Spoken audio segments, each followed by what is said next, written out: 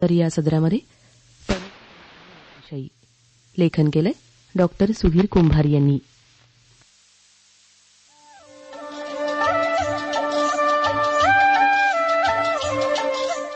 श्रोतेहो, शासकीय ऑफिस, शाळा, बँका, पोस्ट, न्यायालय, वृत्तपत्रांची कार्यालय इथं सध्या काही ठिकाणी अजूनही कागदावरचे व्यवहार सुरू आहेत.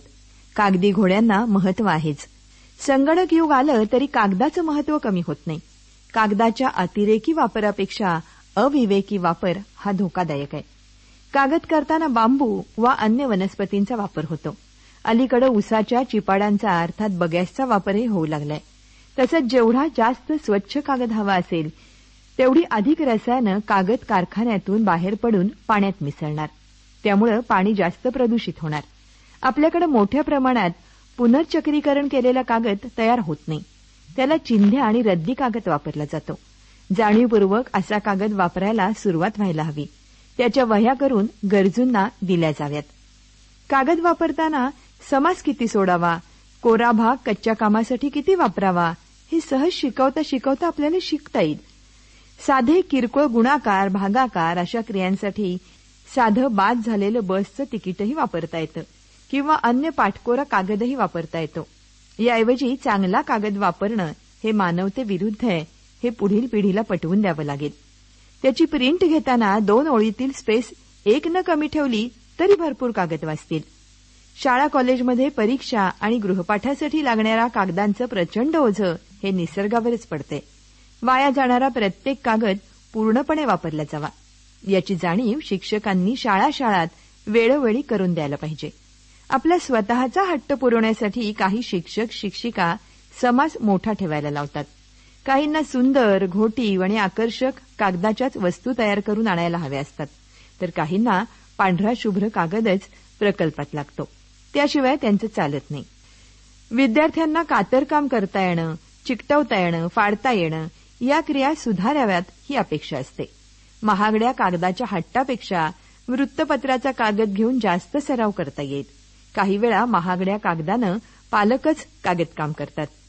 भेटवस्तूभोवती गुंडाळलेला अल्पजीवी कागद किती कमी वापरावा हे आपण स्वतःहून ठरवायला हवं.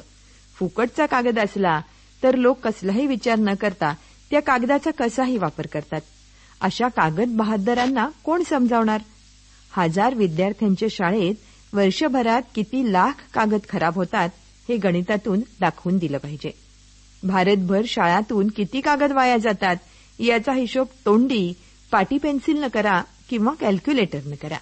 कागदी घोडे किती दिवस लोकांकडून नाचवले जाणार कोणास ठाऊक. मुलाखतीसाठी बोलावल्यावर प्रत्येकाकडून झेरॉक्स प्रतीही मागवल्या जातात. मोठ्या संस्थांमध्ये 5000 उमेदवारांचे अर्ज आणि प्रत्येकी 10 झेरॉक्स प्रती असल्यास अर्धा लाख कागद वाया जातो. किमान ज्याचे त्याला ते परत देण्याची प्रथा सुद्धा सुरू करायला हवी. निरुपयोगी कचरा म्हणून मग सर्वच जण ते टाकून देतात. हजारो शाळा कॉलेजातून उत्तरपत्रिका वर्ष आणि 6 महिन्यानंतर रद्दीला घालायची प्रथा असते. मात्र या सर्वांनी रद्दीला घालण्यापूर्वी कोरे कागद काढून घेऊन पुन्हा वापरण्यासाठी मुलांना उद्युक्त करावं. अनेकांना त्याचा लाभ होईलच नक्की. पाठकोरे कागद वापरण्यामध्ये काही कमीपणा येत नाही. तसंच एका बाजूला प्रिंट मारलेला कागद आणि दुसऱ्या बाजूला रफ प्रिंट मारायला काहीच हरकत नाही. ऑफिसलाही अशी बरीचशी स्टेशनरी वापरता येईल. कागद वाचला तर झाडं वाचतील. त्यामुळे पृथ्वीही सजीवांसहित वाचू शकेल. तेव्हा प्रयत्नांपेक्षा आता कृतीला लागूया. हँडमेड कागद आणि फाईल्स वापरणारी निसर्गप्रेमी अधिकारी आणि कर्मचारी यांची आपली फौज वाढायला पाहिजे.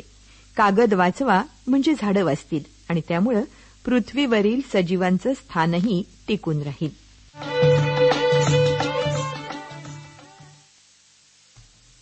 परिसर या सदरात आपण जाणून घेतलं परिसर विज्ञान याविषयी.